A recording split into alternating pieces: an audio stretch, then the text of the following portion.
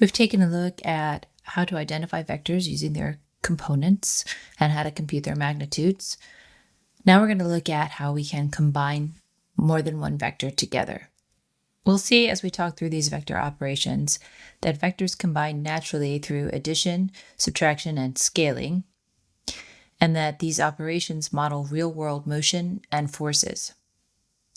We're also going to take a look at something called a unit vector, which is a way to separate the direction of a vector from its magnitude. Vector addition is a pretty straightforward operation to carry out. We're going to add vectors component-wise. So if we draw any two vectors, here we have v1, and then some other vector, let's call this v2. Geometrically, what we're doing is a tail-to-head addition. So in other words, we can imagine making a copy of our vector v2 that starts at the end of vector v1, goes in the same direction with the same magnitude as vector v2, so we'll call this v2 prime. We recall that, of course, that any two vectors that have the same magnitude and direction are equivalent. The addition, v1 plus v2, is going to be the vector that starts where v1 starts and ends where v2 ends. v1 plus v2. Notice that the order we do this doesn't matter. I can also make a copy of v1 that starts at the end of v2. I can now draw the vector that starts at the beginning of v2 and ends at the end of v1. And that vector is also the same as v1 plus v2. Notice that the two green vectors we've created here have the same direction and the same magnitude. To give some motivation for why adding vectors is a useful operation, imagine a scenario in which we have an airplane that's flying due east at a constant airspeed of 420 miles per hour, while at the same time we have a steady wind that's blowing toward the north at 60 miles per hour. Notice that both the airplane's motion and the motion of the wind have magnitude and direction. That means that both of these quantities can be represented using a vector. When we combine those vectors, what we're actually finding is the actual velocity of the airplane relative to the ground. I stated earlier that we perform vector addition component-wise. What that means is that if we have a vector represented as the components v1, v2, and a second vector, w1, w2, when we add them together, the components of the new vector are just what we get when we add the components together, v1 plus w1 and v2 plus w2. A second operation we can perform on vectors is scalar multiplication. A scalar stretches or shrinks a vector. If our scalar is negative, it's going to reverse the direction of our vector.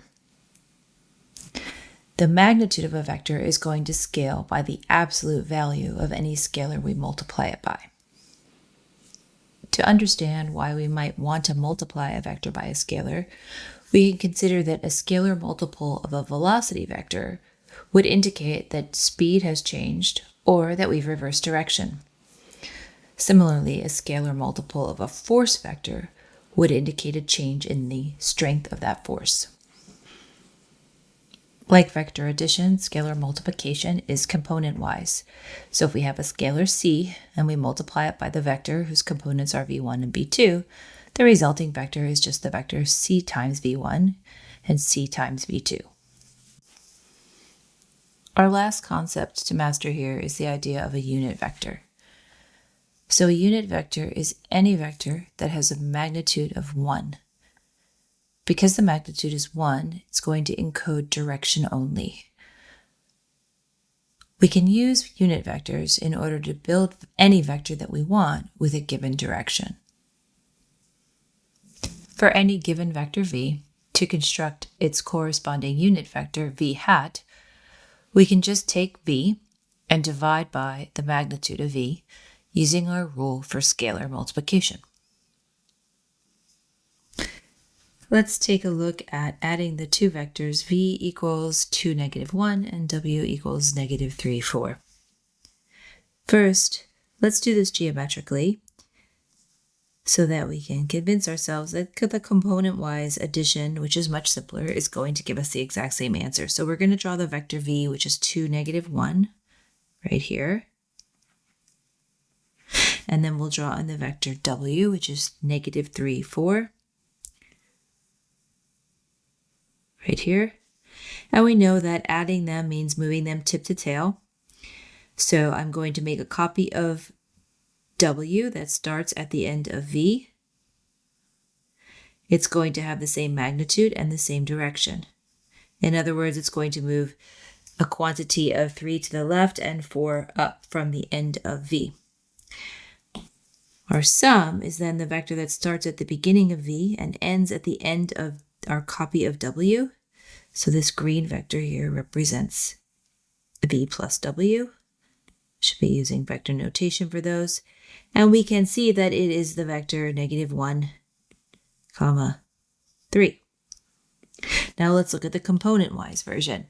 So we have that v is the vector 2, -1, and w is the vector -3, 4.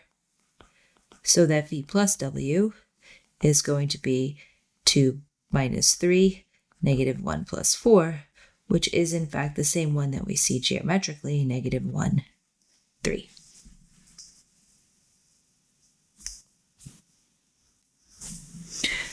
Let's look at another example, this time involving both addition and scalar multiplication.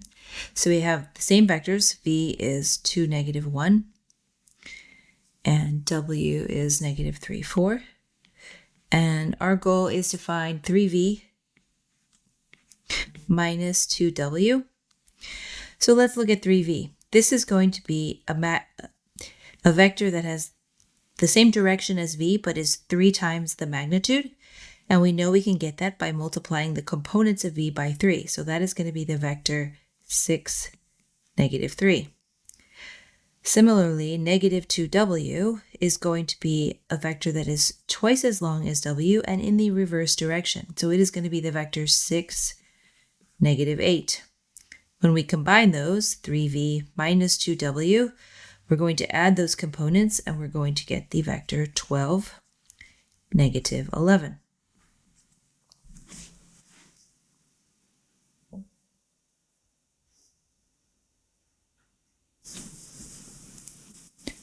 For our last example, we're going to find a unit vector in the direction of our given vector v, which is 6, 8.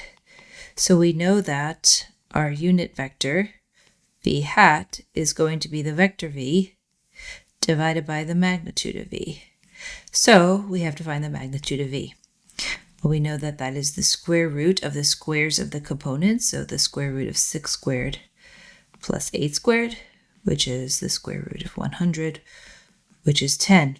So our vector v is going to be the vector, or vector v hat is going to be the vector v divided by 10, which is the same as multiplying each of the components of v by 1/10, so we get 6/10, 8/10, and of course we can reduce those fractions to 3/5,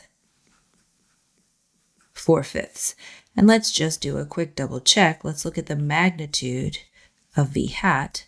That is the square root of 3/5 squared plus 4/5 squared, which is the square root of 9/25 plus 16/25, which is the square root of 25 over 25, which is in fact 1, and we have in fact created a unit vector.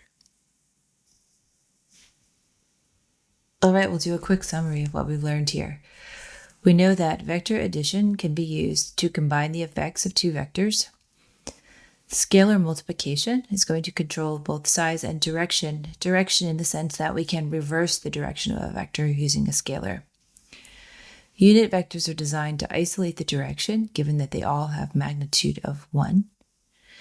And we'll see as we continue in our study of vector calculus that these operations are going to underpin a lot of the work that we do.